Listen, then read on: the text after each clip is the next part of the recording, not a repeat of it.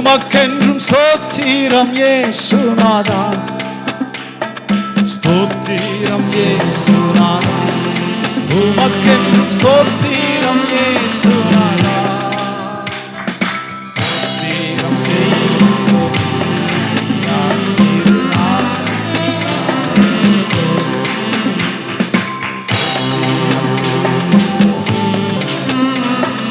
நாமத்தின் ஆதரவில் வானதூதர் சேனைகள் மனோகர கீதங்களால் எப்போதும், வானதூதர் சேனைகள் மனோகர கீதங்களால் எப்போதும் ஓய்வின்றி பாடி துதிக்க மாபெரும் மன்னவனே உமக்கு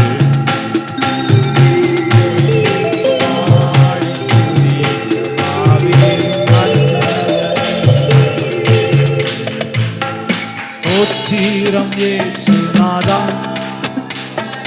ஸ்தோத்திரம் இயேசுநாதா, ஸ்தோத்திரம் இயேசுநாதா, உமக்கென்றும் ஸ்தோத்திரம் இயேசுநாதா, ஸ்தோத்திரம் செய்கின்றோம் நின்னடியார் திருநாமத்தின் ஆதரவில், ஸ்தோத்திரம் செய்கின்றோம்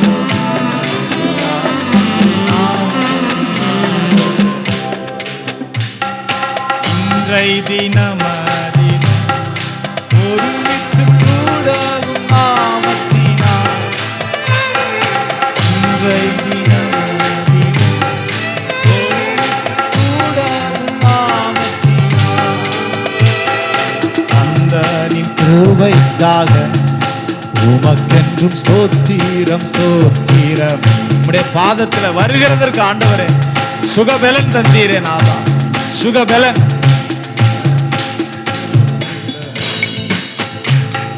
ஸ்தோத்திரம் இயேசுநாதா, உமக்கென்றும் ஸ்தோத்திரம் இயேசுநாதா,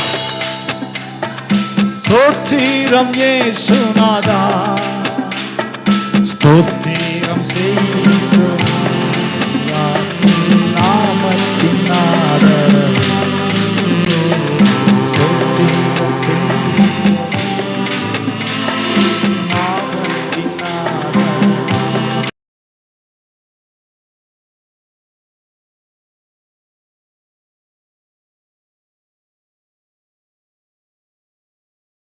போனவர்கள் ரெண்டு பிரிவா பிரிக்கலாம், ரெண்டுமே பைபிள் சொல்லுது. சொல்லுங்காமே இல்ல, தேவனுக்கு காத்திருக்கிறது ஈஸி இல்லை, கஷ்டமான.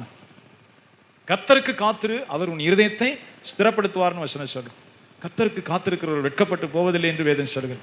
கர்த்தருக்கு காத்திருக்கிறவர்கள் புது பலனடைவார்கள் என்று வேதம் சொல்லுகிறது. சொல்லுங்காமே, நான் கர்த்தருக்காக காத்திருந்தேன், அவர் என்னிடமாய் சாய்ந்தார், பொறுமையோடு காத்திருந்தேன். இந்த வயரை கொஞ்சம் குறைச்சா சிலிங் வர, இந்த வயர் ஸ்தோத்திரம், நல்ல டார்க் ப்ளூ, ஸ்தோத்திரம் ஆண்டவரே ஸ்தோத்திரம். சொல்லுங்க அல்லேலூயா. அப்ப தேவனுக்கு பொறுமையோடு காத்திருந்தேன். பைபிள் முழுவதும் வாசிக்கிறோம், ஆண்டவருக்கு நான் பொறுமையோடு காத்திருந்தேன். சங்கீத புஸ்தகத்தில் எல்லா இடத்துலையும் வருது, நான் கர்த்தருக்கென்று காத்திருந்தேன். சொல்லுங்க ஆமென். அதனுடைய அர்த்தம் என்னன்னா, தேவனை நம்பி காத்திருப்பது. பெரும்பாலும் மனுஷர்கள் சோர்ந்து போறதுக்கு முக்கியமான காரணம் அடுத்தவரை பார்க்கிறது தான். சொல்லுங்க ஆமென். உண்மையாகவே அடுத்த ஒரு பிள்ளையெல்லாம் இப்படி ஆயிடுச்சே, அடுத்த வீடு வாங்கிட்டானே, அது நம்மளை அறியாமல் நம்முடைய மனசில் அது பேலன்ஸ் பண்ணுவோம், நமக்கு தெரியாது, கம்பேர் பண்ணுவோம். சொல்லுங்காமே, நீங்கள் ஒரு கிராமத்தில் ஒரு கூரை வீட்டில் இருந்ததை நினைத்து பாருங்கள், பெருசாக அதை பற்றியும் சிந்தனை வராது. எல்லாருமே கூரை வீடு, நம்மளும் கூரை வீடுன்னா நமக்கு ஒரு பிரச்சனையுமே இல்லை. எல்லாரும் கூரை வீடு, நம்மளும் ஒரு கூரை வீட்டில் இருக்கிறோம். சொல்லுங்க அல்லேலூயா. அதில் எந்த இதுவும் இருக்காது. கொஞ்சம் பேர் ஓட்டு வீடு, நம்ம கூரை வீடுன்னொன்னே எப்படா அந்த ஓட்டு வீட்டை கட்டுவோன்னு நம்மளை அறியாமல் அதை நோக்கி நகர்வோம். எப்போ அந்த மாதிரி ஓட்டு வீடை கட்டுவோம்? சொல்லுங்காமே. மனுஷன் கொஞ்ச நாள் கழிச்சு இந்த ஓட்டு வீடெல்லாம் இருந்துகிட்டு இருக்கையில அங்கிட்டு கொஞ்சம் பேர் தார்ஸ் வீடு கட்டிட்டான், டைல்ஸ் போட்டான்னா அதை நோக்கி நம்ம நகருவோம். அது இயல்பாகவே மனதின் அடிப்படையில் அதெல்லாம் உண்டாகுது. சொல்லுங்க அல்லேலூயா. இப்போ வசதி வேணாமா பாஸ்டர், அது இல்லை விஷயம். கர்த்தருக்கு காத்திருக்கிறதுங்கிறது அது வேற. சொல்லுங்க ஆமென். தேவன் செய்கிற வரை அவருக்கு காத்திருப்பது, தேவனுடைய வார்த்தைக்கு காத்திருப்பது, தேவன் செயல்களை தொடங்க காத்திருப்பது, அது ஒரு ஆவிக்குரிய மகிமை. சொல்லுங்க அல்லேலூயா. யோசிச்சு நம்ம நிறைய நேரங்களில் பைபிளில் வாசிக்கும் போது ஒரு வசனத்தை டக்குன்னு வாசித்துட்டு போயிட்டே இருப்போம். அதை உணர்ந்து கொள்ளணும். வேதத்தில் வாசிக்கிறோம், ஆபிரகாம் 25 ஆண்டுகள் ஒரு குழந்தைக்கு காத்திருக்கணும்னு கர்த்தர் சித்தம் கொண்டார். சொல்லுங்க ஆமென். எல்லாருக்கும் அப்படியானா இல்லை. 25 ஆண்டுகள் அவன் காத்திருக்கணும்னு தேவன் ஒரு திட்டத்தை வைத்திருந்தார் ஆபிரகாமுக்கு. அதனால தான் 75 வயதில் ஆண்டவர் அவனை அழைத்தார். 100வது வயதில் தான் ஈசாக்குங்கிற குழந்தையை கொடுத்தார். ஈசாக்குன்னா சிரிப்புன்னு பேர். ஈசாக்குன்னா சிரிப்புன்னு பேர். நம்ம உலகத்தில் யாராச்சும் ஈசாக்குன்னு நம்ம பேர் வைப்போம், சிரிப்புன்னு யாரும் பேர் வைக்க மாட்டோம். தமிழில் யாராவது சிரிப்புன்னு பேர் வைங்க. நம்ம பிள்ளைக்கு சிரிப்பு வைக்கலாம், சட்டத்தில் இடம் இருக்குது. நம்ம கொண்டு போய் குழந்தை பிறந்தோன்னா ஆம்பளை பிள்ளைய பொம்பளை பிள்ளைய சிரிப்புன்னு பேர் எழுதி கொடுத்தா அவன் நம்மளை பார்த்து சிரிச்சுட்டு பேர் எழுதிடணும். எழுத மாட்டேன்னு சொல்ல முடியாது, நம்ம கேஸ் போட்டலாம். நான் சொல்கிற பேரை வையா சிரிப்பு. ஏன் அப்படி ஆண்டவர் பேரை வைக்க சொன்னார்னா, சாராள் சிரித்தாள், நான் கிளவி ஆயிட்டேன், நீ பிள்ளை பெறுவேனோ, என் ஆண்டவனுக்கு இனி இன்பம் உண்டாயிருக்குமோ, இனி நான் என் பிள்ளைக்கு பால் கொடுப்பேனோ. கற்பம் சுருங்கிருச்சு, அந்த ஸ்திரீகளுக்குள்ள வழிபாடு நின்று போயிற்று, பீரியட்ஸ் எல்லாம் நின்று போயிடுச்சு, சுத்த கிளவியா மாறிடுச்சு, கற்பம் செத்து போச்சு, கற்பம் செத்து போயிட்டு எல்லாம் முடிஞ்சு போச்சு. கர்த்தருடைய தூதர்கள் வந்து சொல்லுகிறாங்க, ஒரு உற்பத்திட்ட காலத்தில், சொல்லுங்காமே, ஒரு குழந்தை உருவாகி அது பூரணமாக வளர்கிறது பேர் உற்பத்திட்ட காலம். ஒரு கருத்தரித்து அந்த பிள்ளை 9 மாதம் 10 மாதம் ஃபுல்லாக பூரணமாக வளர்கிறதுக்கு பேர் ஒரு உற்பத்திட்ட காலம். ஒரு உற்பத்திட்ட காலத்தில் வருவேன், அப்பொழுது நீ ஒரு குமாரனை அழைத்து கொண்டிருப்பாய். சொல்லுங்காமே, உனக்கு ஒரு குமாரன் பிறப்பான். அவள் விழுந்து கூடாரத்துக்குள்ளே விழுந்து முகத்தை மூடிட்டு சிரிக்கிறாள், நான் கிளவியாக இருக்க பிள்ளை பெறுவேனோ, நான் பால் கொடுப்பேனோ, இதெல்லாம் நடக்குமோ? ஆமேன். அப்பொழுதுதான் சொல்லுகிறா, ஏன் சாராள் சிரிக்கிறா? பயந்து இல்லை, நான் சிரிக்கலை. இல்லை, நீ சிரிச்ச. அப்புறம் வேணும்னே சொல்றாரு, உன் பிள்ளைக்கு ஈசாக்குன்னு பேர் வை. நீ சிரிச்சில்லை, அது நடக்காதுன்னு சிரிச்சில், ஆகவே உன் பிள்ளைய சிரிப்புன்னே வை. இப்போ நம்ம ஈசாக்குன்னு கூப்பிடுறது ஈஸி, ஈசாக்குன்னு பேர் வைத்தா அதில் தப்பு இல்லை, ஈசாக்குன்னு சொல்லுவோம். ஆனால் அவங்க பாஷையில் பிள்ளைக்கு பேர் சிரிப்பு. ஆபிரகாம் அதே சிரிப்பு சிரிப்புன்னு கூப்பிடுங்க, சிரிப்பா சிரிப்பின்னு சொல்லுவாங்க, சிரிப்பா சிரிக்க போறேன்னு. அது மாதிரி ஈசாக்கை உயிருள்ள நாளெல்லாம் சாராலும் ஆபிரகாமும் சிரிப்புன்னு தான் கூப்பிட்டாரு. சொல்லுங்க ஆமென். கர்த்தரால் ஆகாது ஒன்று உண்டோ, அது நடக்கும். அப்போ நீ இப்போ பிள்ளைக்கு சிரிப்புன்னே பேரை வச்சிருக்கு. ஆபிரகாமும் சிரித்தான், விழுந்து நகைத்தான்னு வசனம் சொல்லுது. அப்படி விழுந்து சிரிக்கிறது வெளியே தெரியாமல் முகத்தை மூடிக்கிட்டு அவனும் சிரித்தான். ஆண்டவரே, துஷ்ட பிள்ளையா இருந்தாலும் பரவாயில்ல, இந்த இஸ்மவேல் பிழைக்கட்டும், என் கற்பத்தில் பிறந்ததுனால துஷ்ட பிள்ளை நீர் சொன்னீர், ஆனாலும் பரவாயில்ல, இது உமக்கு முன்பாக பிழைக்கட்டும். ஆண்டவர் சொன்னார், இது உன் சந்ததி கிடையாது, இது நீனா எடுத்த முடிவு, அவசரத்துக்கு நீ எடுத்த முடிவு, நீங்கள் 2 பேரும் சேர்ந்து கூட்டுக்களவாணித்தனம் பண்ணி நீங்களா எடுத்த முடிவு, அது என்னுடைய பட்டியலில் வராது. அதுலேருந்து இயேசு தோன்ற மாட்டார். ஈசாக்குடைய வம்சத்தில் தான் இயேசு பிறப்பார். சொல்லுங்காமே, பூமியில ரட்சகர் அந்த இதுலேருந்து தான் பிறப்பார். அது தேவனுடைய திட்டம். அப்படியானால் 25 வருடம், சொல்லுங்காமே, ஆபிரகாமை ஆண்டவர் பக்குவப்படுத்தி தன்னுடைய சிநேகிதனாக இருக்கணும்னா, சொல்லுங்காமே, ஒருவரோட சிநேகிதமாக ரொம்ப நாள் நடக்கணும்னு வைங்க, கஷ்ட நஷ்டங்கள் எல்லாம் இருக்கும். வெறும் ஆசீர்வாதத்தில் நடக்கிறது ரொம்ப ஈஸி. சொல்லுங்காமே, ஒரு கணவன் மனைவியுடைய வாழ்க்கையை கவனித்து பாருங்க. புருஷன் எந்த குறையுமே இல்லாதவர், கேட்க கேட்க வாங்கி போடுவார், நல்ல வருமானம் வரும், சம்பாத்தியம் வரும். என்ன மனைவி கேட்டான் டான் டான் டான் டான்னு அடிச்சுக்கிட்டே இருக்கிறார், எந்த பிரச்சனையுமே வராது. சொல்லுங்க அல்லேலூயா. மனைவி கேட்டவன், உனக்கு என்ன வேணும், இந்தா நீனே ஏடிஎம் கார்டு வச்சுக்க, என்ன வேணுமோ வாங்கிக்க, எதை வேணுமோ செஞ்சுக்கன்னு சொன்னால் அங்கே பிரச்சனைக்கு வழியே கிடையாது. சொல்லுங்க ஆமே. ஆமே. நீ விரும்புறதெல்லாம் நடக்கட்டும், என்ன விரும்புறியோ அது மாதிரி நடக்கட்டும்னு புருஷன் சொல்லிட்டா பிரச்சனையே கிடையாது. சொல்லுங்க ஆமே. இந்த மனைவியுடைய விருப்பத்துக்கு மாறாக நடக்கும்போது தான் பிரச்சனை வரும். அப்போதான் பிரச்சனை வரும். அதில் 2 பேரும் அதில் தாண்டி அன்பு கூர்ந்து போகும்பொழுது தான் அவருடைய வாழ்க்கை ஆசீர்வதிக்கப்படுது. சொல்லுங்க அல்லேலூயா. ஆமாம், பிரச்சனைகள், பற்றாக்குறைகள், துயரங்கள் இதெல்லாம் தாண்டி அவர்கள் அன்போடு செல்கிறது ஆசீர்வதிக்கப்பட்ட வாழ்க்கை. அப்போ தேவனுடைய பரிசுத்த நாமத்துக்கு மகிமை. ஆபிரகாம் தேவனோடு நடப்பதற்காக ஆண்டவர் அவனை பக்குவப்படுத்தினார். நம்ம நினைக்கும் போது சில நேரம் கேட்ட உடனே டக்கு டக்கு டக்கு டக்குன்னு செக் எழுதி கொடுக்கிறவர்கள் ஆண்டவர். சொல்லுங்க ஆமென். அவர் என்னோட நடந்து வா, என் சித்தத்தை புரிந்து கொள், என்னுடைய திட்டத்தை புரிந்து கொள், என் விருப்பத்தை புரிந்து கொள், என்னோட சேர்ந்து நடந்து வா, எனக்கு சிநேகிதனாயிரு. சொல்லுங்க ஆமென். ஆமென். இடையிடையே அவனை சோதித்தார்னு வசனம் சொல்லு. பின்னும் கர்த்தர் ஆபிரகாமை சோதித்தார். பிள்ளையை கொடுத்த பின்பு போய் கெஞ்சி கெஞ்சி பார்க்குறேன், தேவரீர் எனக்கு பிள்ளை தரவில்லையே, எனக்கு புத்திர சந்தானம் இல்லையே. இந்த எலியேசர் மேனேஜராக இருக்கிறானே, எலியேசர் தான் மேனேஜ்மெண்ட் பார்க்குறேன், இவனுக்கு தான் எல்லாம் போகும்னு நினைக்கிறேன். ஆண்டவர் சொல்றார், மேலே வானத்தை பார், கீழே பூமியை பார், நட்சத்திரத்தை எண்ணு, மணலை எண்ணு, என்னவே முடியல ஆண்டவரே, இது மாதிரி உன் குழந்தைகள் இருக்கும். ஆனால் பிள்ளை இல்லை. 25 ஆண்டுகள் ஆண்டவர் மாதிரி பொறுமையாக இருக்கிறதுக்கு யாருமே முடியாது. சொல்லுங்க அல்லேலூயா. அதே மாதிரி ஒரே நேரத்தில் தலையை உயர்த்துறதுக்கும் அவரால் முடியாது. அவர் தான் முடியும். ஒரே நேரம், ஒரே ராத்திரி, ஒரே சப்பனம், ஒரே தூக்கு. பிரதம மந்திரி யோசேப்பு 13 வருஷம் அட்ரஸ் இல்லாத சிறைச்சாலையிலே தள்ளப்பட்டிருக்கிறான். கெஞ்சி கெஞ்சி பார்க்குறான், ஒருத்தனும் நினைக்கல, கெஞ்சி கெஞ்சி பார்க்குறான், என்னை நினைங்க, ராஜாட்ட போய் சொல்லுங்க, இங்கே நான் பாதாள சிறையில் அடைக்கிற அளவுக்கு நான் ஒரு பாதகமும் செய்யலை, நான் ரொம்ப உத்தமமான மனுஷன், உண்மையான மனுஷன். சொல்லுங்க அல்லேலூயா. உத்தமம் உண்மையானவன். தயவு செய்து பார்வோன்ட்ட நீ நிற்கும் போது என்னை பற்றி நீ எடுத்து சொல்லு. வேதம் சொல்லுகிறது, தேவன் அதனை மறக்க பண்ணினார். தேவனே வேணும்னே மறக்க பண்ணினார். ஆண்டவர் வேணும்னே மறக்க பண்ணினார், பைபிள் சொல்லுது. ஏன்னா அவருடைய நேரம் வரல. விடுதலையாகி போயிட்டான் பானபாத்திரக்காரன், திராட்சை ரசம் ஊற்றி கொடுக்குறவன் ராஜா கிட்ட நிற்கிறான். காதுகிட்ட, ஐயா ஒருத்தன் இந்த மாதிரி இருக்கிறான், பாவம், ஒரு அடிமையாக பிடிச்சிட்டு வரப்பட்டவன், அவன் எஜமாட்டி ஆசை வச்சு அவன் மேலே பொய் சொல்லி உள்ளே பிடிச்சி போட்டாங்க. பாவமாக இருக்கு, அவனை பார்த்தா நல்லவனா தெரியுறான். அவனை கொஞ்சம் வெளியே ரிலீஸ் பண்ணி ஏதோ ஒரு பியூன் வேலையாவது நம்ம போட்டு கொடுப்போம். ஏதோ ஒரு பியூன் வேலை, ஒன்றும் ஆகலை. சொல்லுங்க ஆமென். கர்த்தர் மறக்க பண்ணினான். ஏன்னா அவருடைய நேரம் வரல, அவருடைய நேரம் இன்னும் வரல. சொல்லுங்க ஆமென். இப்போ அவருடைய நேரம் வருகிறது. சொப்பனம், ஒரே ஒரு சொப்பனம் ராத்திரியில் கலங்கி திகைச்சு நிற்கிறான். கலங்கி அப்படி என்ன செய்ய போறோன்னு தெரியலையே. 7 பசு கொழுகொழுன்னு வருது. அப்படியே சாவியாக போன அந்த அந்த இன்னொரு 7 பசுக்கள், ரொம்ப மெலிந்த பசு, அவலட்சணமாக வருது. அவலட்சணமான 7 பசுவும் கொழுகொழுன்னு இருக்கிறத தின்னுட்டு கம்பீரமாக நிற்கிது. எலும்புந்தோளுமா நிற்கிறது, கொழுகொழுன்னு இருக்கிறத முழுங்குது. கொழுகொழுன்னு 7 கதிர்கள் வருது, அப்படி மணிமணியா சாவியான கதிர், அதை முழுங்கிட்டு இது கம்பீரமாக நிற்குது. அவனுக்கு அப்படி திகைச்சு உடைஞ்சு போய் எழுந்து உட்கார்ந்துருக்கிறான். என்ன நடக்க போதோ தெரியலையே. சொல்லுங்காமே.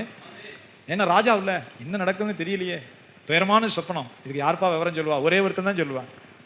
ஒரே ஒருத்தன் தான் சொல்ல முடியும். பரிசுத்த ஆவியை பெற்றவன், பரிசுத்தமா ஜீவிக்கிறவன், எப்போதும் ஜெப சிந்தையில் உள்ளவன், எப்போதும் ஆண்டவரிடத்துல பயபக்தியும் ஜெபமும் உள்ள ஒரு மனுஷன் சிறைச்சாலையில் கிடக்கிறான். சொல்லுங்க அல்லேலூயா. நான் அந்த வேதத்தை ஆராயும் போது பார்வோன் கிட்ட வந்தோம், நான் என்ன குற்றத்துக்காக போனான்லாம் கேட்கவே கிடையாது. சொல்லுங்க அல்லேலூயா. நம்மளுடைய தலையை ஆண்டவர் உயர்த்தும் போது கீழே அந்த அழுக்குகளெல்லாம் போயிடும். பெரிய பெரு வெள்ளம் வரும்போது பாருங்க, எல்லாத்தையும் அடிச்சு கொண்டு போயிடும். ஒரு பெரு வெள்ளம் வரும்போது ஒரு அழுக்கம் இருக்காது, எல்லாம் கொண்டே போயிடும். அப்போ தேவன் யோசேப்பை உயர்த்தும் போது ஒரு ராத்திரி தான். அடுத்த நாள் சவரம் பண்ணு, குழி, புது துணியை போடு, ராஜாவிட்ட நிற்கணும்னா சென்ட் அடி, ராஜாக்கிட்ட நிற்கணும்னா சும்மா நிற்க முடியாது, நீ அடி, ஒரே தூக்கு. 13 வருஷம் அட்ரஸ் இல்லாதவன் ஒரே தூக்கி கொண்டு வந்து நிறுத்துறான். சொல்லுங்க ஆமென். சொப்பனத்துக்கு சொல்றான், இப்படி இப்படி நடக்கும் 7 வருஷம், இப்படி இப்படி இப்படி இப்படி ஒரே ராத்திரி. சொல்லுங்க அல்லேலூயா. அந்த சம்பவம் மகிமையான சம்பவம். அவன் கழுத்துல போடு, ரதத்தில் அவனை ஏத்து, தெண்டனிட்டு பணின்னு சொல்லுகிறான். தேவ ஆவியை பெற்ற இவனை மாதிரி ஒருத்தன் கூட நம்ம நாட்டில் கிடையாது. தேவ ஆவியை பெற்றவன், ஞானத்தை பெற்றவன், கர்த்தர் கூட இருக்கிறார். இவனை மாதிரி ஒரு மனுஷன் கிடையாது. என்னுடைய தேசத்தில் இருக்கிற எல்லாரும் தெண்டனிட்டு பணி, ரதத்தில் இவனை ஏத்து கூட்டிட்டு போ. அவனை பார்க்கும்போது எல்லாரும் தெண்டனிட்டு பணிங்க. சொல்லுங்க அல்லேலூயா. இவன் உத்தரவு இல்லாமல் கையை காலை கூட ஒருத்தனை அசைக்கப்படாது. யோசேப்பு சொல்ற வார்த்தையை தட்டவே கூடாது. அவன் சொல்ற வார்த்தையை கேட்டு நடங்க, அவ்வளவுதான். சொல்லுங்க அல்லேலூயா. ஒரே ராத்திரி இதெல்லாம் விளையாட்டுல தேவன் அதை செய்கிறான். அப்ப காத்திருக்கிற காலம், சொல்லுங்காமே, காத்திருக்கிற காலம் நம்முடைய வாழ்க்கையில அது ரொம்ப தேவன் அறிகிறார், ஆனால் கடினமானது. சொல்லுங்காமே. அப்படியே இருக்கிறோம். பைபிளில் இன்னும் ஒரே ஒரு சம்பவத்தை வாசிக்கிறோம், ஈசாக்கை பற்றியது. பைபிள் நமக்கு இருதயத்தில் இருக்கணும். ஈசாக்குக்கு திருமணமாகுது. வசனம் சொல்லுது, 40 வயதில் அவன் திருமணம் செய்கிறான். 20 வருடம் ஆண்டவர் அமைதியா இருந்தார். சொல்லுங்க அல்லேலூயா. பைபிள் எவ்வளவு மகிமையா சொல்லப்பட்டிருப்பாங்க. 20 ஆண்டுகள் தேவன் ஈசாக்குடைய வாழ்க்கையில அருமையா அப்படியே அமைதியாக இருந்தார். ஒரே ஒரு இடத்துல மலடியா இருந்த தன் மனைவிக்காக கர்த்தரிடத்தில் வேண்டுதல் செய்தான் அப்படின்னு சொல்லப்பட்டிருக்கு. ஒரு இடத்துல தான் சொல்லப்பட்டிருக்கு. ஒரே ஒரு இடத்துல தன் மனைவிக்காக ஜெபம் பண்ணினான்னு சொல்லப்பட்டிருக்கு. 20 ஆண்டுகள் கழித்து அருமையான ஆண்டவருடைய திட்டத்தின்படி ஏசா யாக்கோபு என்ற 2 பிள்ளைகளை கர்த்தர் கொடுத்தார். சொல்லுங்க ஆமென். நான் விசுவாசிக்கிறேன், ஈசாக்கு முன்னையும் கவலைப்பட்ட கிடையாது, பின்னையும் கவலைப்பட்ட கிடையாது. குழந்தை இல்லாத போதும் அவன் கவலைப்பட்டது கிடையாது, குழந்தை வந்ததுக்காக பெரிய சந்தோஷப்பட்டதும் கிடையாது. அவன் கர்த்தரோட சந்தோஷப்பட்டு நடக்கிற மனுஷன். அவன் கர்த்தர் இடத்துல சந்தோஷத்தோடு நடந்து போகிற மனுஷன். கர்த்தர் தன்னுடைய திட்டத்தை நிறைவேற்றுவார். சொல்லுங்க அல்லேலூயா. ஆண்டவர் தன்னுடைய திட்டத்தை என் வாழ்க்கையில நிறைவேற்றுவார். ஏன்னா பலிபீடத்தில் அவனை வச்சு கத்திய ஓங்கும் போது கர்த்தருடைய சத்தம் கேட்டது, பிள்ளையாண்டான் மேல உன் கையை போடாதே, பிள்ளையாண்டான் மேல உன் கையை போடாதே. கத்தியை இறக்குற சூழ்நிலை சத்தம் கேட்குது, பிள்ளையாண்டான் மேல கையை போடாதே. அப்புறம் அவனுக்கு விடுவிக்கப்பட்டவன் இன்னொரு அற்புதத்தை காண்கிறான். ஏன்னா பலி செலுத்தாம திரும்பக்கூடாது. ஏன்னா பலிக்கு பொருளை கொண்டு போகல, ஈசாக்கத்தான் கொண்டு போயிருக்கிறான் பலி செலுத்த. பலி செலுத்தாம திரும்பி வந்தா அது ஒரு அவங்களுடைய வாழ்க்கையில ஒரு துயரம். ஆண்டவரே, வெறுங்கையா பலி செலுத்தாம போறனே. முட்புதரில் அங்க ஒரு கிடாவை சிக்க வச்சிருக்கிறான். சொல்லுங்காமே. அதைத்தான் யெகோவா ஈரேன்னு சொல்லுகிறான். ஆபிரகாம் தன் மகனை கூட்டிட்டு போகும்போது சொல்றேன், பா பலிக்கு பொருள் இல்லையே, கத்தி தீயெல்லாம் இருக்கு, விறகு கட்டையை நான் தூக்கி வச்சிருக்கிறேன், விறகு கட்டையை தூக்கியாச்சு, கத்தி இருக்கு, நெருப்பு இருக்கு, பலி செலுத்துற பொருள் இல்லையாப்பா. மகனை அது பார்த்து கொள்ளப்படும். சொல்லுங்க அல்லேலூயா. கர்த்தரால் பார்த்து கொள்ளப்படும். யெகோவா ஈரே, கர்த்தரால் பார்த்து கொள்ளப்படும். தேவனுடைய பர்வதத்தில் அது பார்த்து கொள்ளப்படும், கர்த்தரால் பார்த்து கொள்ளப்படும். நம்ம அவர் சொன்னதை கீழ்ப்படிஞ்சு முதல்ல போவோம். சொல்லுங்க அல்லேலூயா. இது இல்லையே, அது இல்லையே, அது இல்லை விஷயம். அவர் என்ன சொன்னாரு? 3 நாள் பிரயாண தூரம், 3 நாள் பிரயாண தூரம், நான் காட்டுகிற மலை, நான் உனக்கு முன்குறித்திருக்கிற இடம், அங்க வந்து உன் குமாரனை, ஏக சுதனை, ஏக புத்திரனை, ஈசாக்கை தகன பலி இடுவாயாக. அதுல எந்த குழப்பமும் இல்லை. ஆபிரகாமுக்கு ரொம்ப தெளிவா கேட்குது. சரி ஆண்டவரே, சாராள்கிட்ட சொல்லலை, கவுன்சிலிங் மீட்டிங் அதெல்லாம் நிறைய கிடையாது. கவுன்சிலிங் போட்டு அனுமதி கேட்டு மீட்டிங் கேட்டு சில ஆளுக்கு இதிலே பொழுது ஓட்டிடும். ஞானஸ்தானம் எடுப்போமாங்கிறதுக்குள்ளே செத்தே போயிடும். ஞானஸ்நானம் எடுப்போமா வேணாமாங்கிறதுக்குள்ள ஆயுசு முடிஞ்சு செத்து நரத்து போயிடும். கேட்குதா? சொந்தக்காரன் என்ன செய்வேன், மாமன் என்ன செய்வேன், கல்லறை கிடைக்காது, சொந்தக்காரங்க சோறுதிங்க வரமாட்டாங்களே, அது நரத்துக்கு போயிடும். மனம் திரும்பி ஞானஸ்நானம் எடுக்காது. கேட்குதா? சொல்லுங்க அல்லேலூயா. வசனம் சொல்லுகிறது, ஆபிரகாம் கர்த்தருடைய வார்த்தையை கேட்ட பிறகு காலையில் எந்திரிச்சு மனைவியை எழுப்பி பெர்மிஷன் கேட்டு ஈசாக்கை கூட்டிட்டு போயிட்டு வருவா, ஏதாவது சமாளிச்சு அதெல்லாம் சொல்லலை. ஈசாக்கு கிளம்பு போவோம், அது கிளம்பிட்டான். எங்கப்பா போவோம், அதெல்லாம் நம்ம போக வேண்டிய இடத்துக்கு போவோம், நீ வா, விறக்கட்டை தூக்கு, வேலைக்காரன் வை, வேலைக்காரனையும் கொண்டு போய் நிறுத்த வேண்டிய இடத்த நிறுத்திட்டாங்க. வேலைக்காரங்க இதோட போதும், ஏன்னா எனக்கும் என் பையனுக்குள்ள பிரச்சனை இது. வேலைக்காரனை கொண்டு வந்து பலி செலுத்த ஆண்டவர் சொல்லலை. சில நேரம் நமக்கு நட்டமான காரியத்தை சொன்னால் நமக்கு குழப்பம் வர மாதிரி தெரியும். இதை குடுன்னு ஆண்டவர் சொன்னால் நம்ம என்ன செய்வோம், குழப்பமா தெரியும். இப்படிலாம் சொல்ல மாட்டாரு. இந்நாட்டு போய் வாங்கினா அது கரெக்டாக இருக்கும். அதெல்லாம் ஆண்டவர் தப்பாவெல்லாம் சொல்லவே மாட்டார். சொல்லுங்க ஆமே.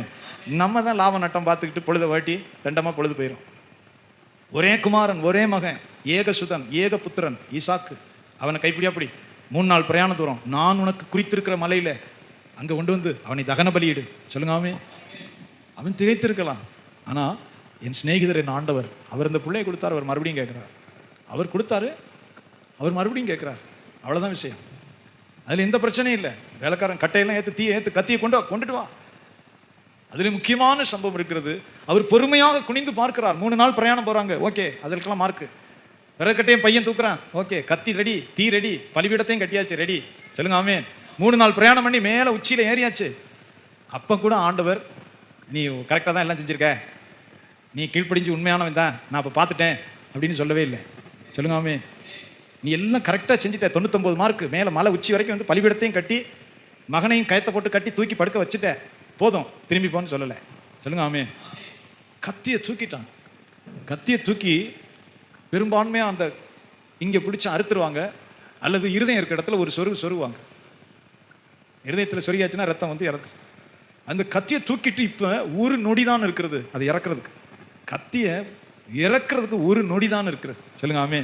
இந்த ஒரு நொடி பொழுது அப்போதான் சொல்றார். அப்போ தேவனை நோக்கி பார்த்து கத்தியோட நிற்கிற முடிஞ்சு கதை என்ன? அப்போதான் சொல்றார். சொல்லுங்க அல்லேலூயா. பிள்ளையாண்டான் மேல் கத்தியை போடாதே, இப்பொழுது நீ தேவனுக்கு பயப்படுகிறவன். சொல்லுங்க ஆமே. இப்போ நீ தேவனுக்கு பயப்படுகிறவன் அறிந்திருக்க. அப்போ நம்ம தேவனுக்கு பயப்படுறதா நம்ம நினச்சிக்கிட்டு இருப்போம், அப்படி கையெடுத்து கும்பிடுறது, ஸ்தோத்திரம் பண்ணுறது, பாடுறது. சொல்லுங்க ஆமே. அது இல்லை, கீழ்ப்படுகிறது தான். கீழ்ப்படுகிறது தான் கர்த்தருக்கு பயப்படுறது.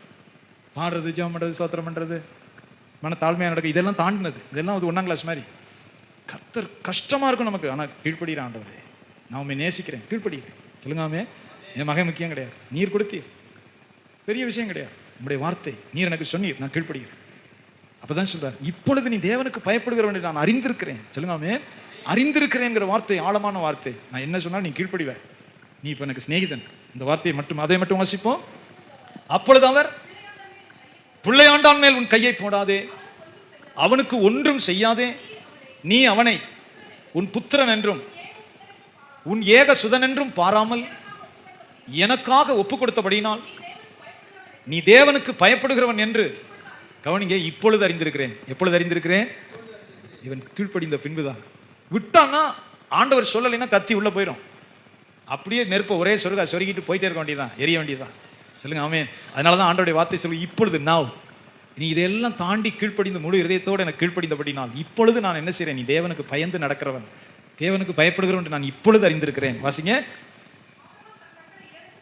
பார்க்கும்போது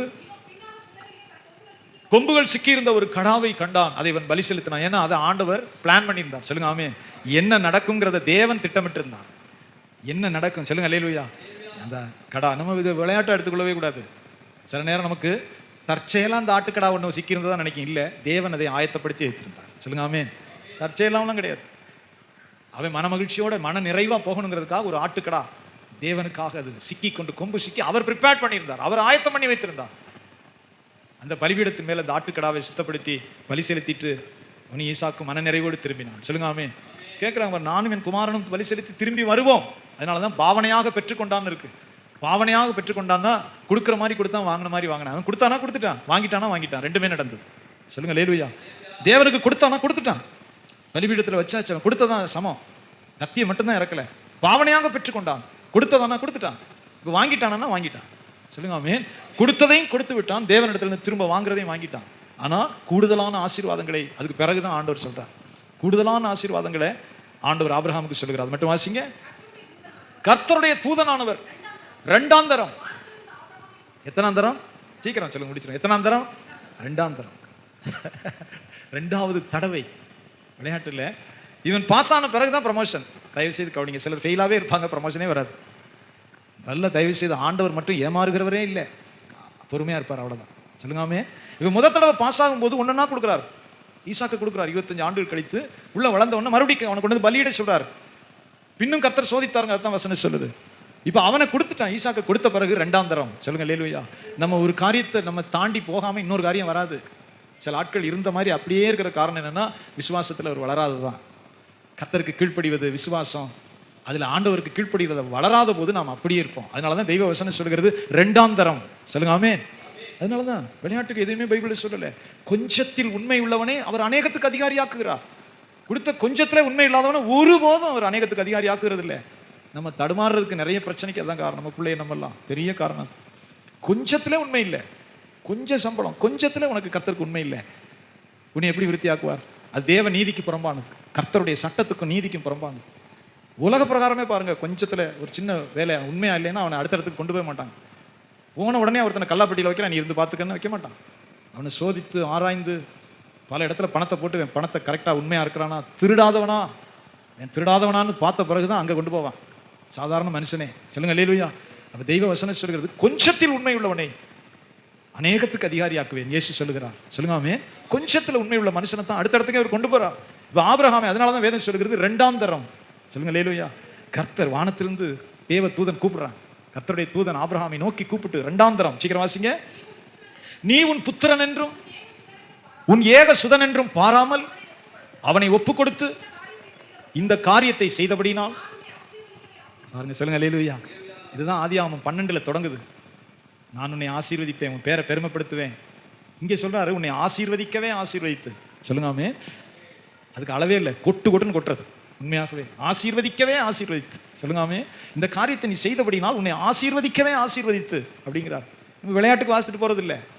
அதனாலதான் கர்த்தர் ஆபிரகாமை சகல காரியங்களிலும் ஆசீர்வதித்து வந்தார்னு வசனம் சொல்லு. 24 அவன் வயது சென்று முதிர்ந்தவனானா கர்த்தர் அவனை சகல காரியங்களிலும் ஆசீர்வதித்து வந்தார். அப்படின்னா அவர் ஆசீர்வதிக்கிறத நிறுத்தவே கிடையாது. அவர் ஆசீர்வாதத்துக்கு குறைவே கிடையாது. எல்லா விதத்திலும் நான் ஆசீர்வதிக்கப்பட்டவனாக இருந்தான். அதனாலதான் வசனம் சொல்லுகிறது, கர்த்தர் அவனை ஆசீர்வதிக்கவே, நான் உன்னை ஆசீர்வதிக்கவே ஆசீர்வதித்து உன் சந்ததியை வானத்து நட்சத்திரங்களைப் போல கடற்கரை மணலை போலவும் பெருகவே பெருக பண்ணுவேன் என்றும் உன் சந்ததியார் தங்கள் சத்துருக்களின் வாசல்களை சுதந்திரித்துக் கொள்வார்கள் என்று. என்னபடினால்? சீக்கிரமா சொல்லுங்க, முடிச்சிடும். என்னபடினால்? அந்த இடத்துல நம்ம எழுதி வைக்கணும். நீ பாட்டு பாடினபடினால், நீ ஸ்தோத்திரம் செய்தபடினால், பைபிள் 3 பக்கத்தை நீ தினமும் வாசித்தபடினால், இப்படி நம்ம நினைச்சுக்கிறோம். நீ கோயிலுக்கு வந்தபடினால், அதெல்லாம் இல்லை, அதெல்லாம் அப்புறம். சொல்லுங்க ஆமென். அதெல்லாம் அப்புறம். நீ என் சொல்லுக்கு கீழ்ப்படிந்தபடினால். சொல்லுங்க ஆமென். ஏன்? நான் சொன்னது உனக்கு கஷ்டமானது. உன் சொந்த மகனை கொடுன்னு கேட்டேன், கஷ்டமானது, அது யாரும் செய்ய முடியாதது. அதனால தான் ஆண்டவர் சொல்கிறார், யாரும் செய்ய முடியாது, உன் பிள்ளையை கொடுன்னு கேட்டேன். நீ என் சொல்லுக்கு கீழ்ப்படிந்தபடினால். சொல்லுங்க ஆமென். நீ என் வார்த்தைக்கு கீழ்ப்படிந்தபடினால். வாசிங்க. உன் சந்ததிக்கும் பூமியில் உள்ள சகல ஜாதிகளும் ஆசீர்வதிக்கப்படும் என்றும் என் பேரில் ஆணையிட்டேன் என்று கர்த்தர் சொல்லுகிறார். சொல்லுங்க அல்லேலூயா. ஆண்டவருடைய பரிசுத்த நாமத்துக்கு மகிமை. சத்தியத்தை இருதயத்தில் வையுங்கள். ஸ்தோத்திரம். கர்த்தருக்கு காத்திருக்கிறவர்கள் அவரிடத்தில் கிருபை பெறுவார்கள். சொல்லுங்க ஆமென். தேவன் சொல்லுகிற வார்த்தைக்கு கீழ்ப்படுகிறவர்கள் மகிமையையும் ஆசீர்வாதத்தையும் அடைவார்கள். ஜெபம் பண்ணுவோம். ஸ்தோத்திரம் ஆண்டவரே. ஸ்தோத்திரம் பிதாவே, நன்றி செலுத்துகிறோம். கிருபையுள்ள ஆண்டவரே, இயேசு கிறிஸ்துவின் நாமத்தில் கர்த்தாவே, எல்லா இருதயங்களையும் ஆராய்ந்து அறிந்திருக்கிறவரே, கர்த்தாவே ஸ்தோத்தரிக்கிறோம், ஸ்தோத்தரிக்கிறோம். எங்களுடைய பாதையெல்லாம் அறிந்திருக்கிறவரே, எங்களுடைய வழிகளை அறிந்திருக்கிறவரே, எங்களுடைய நினைவுகளை அறிந்திருக்கிறவரே, நான் போகும் பாதைகளை அறிந்திருக்கிறவரே, இருதயத்தின் நினைவுகளை அறிந்திருக்கிறவரே, ஆண்டவரே ஸ்தோத்தரிக்கிறோம்.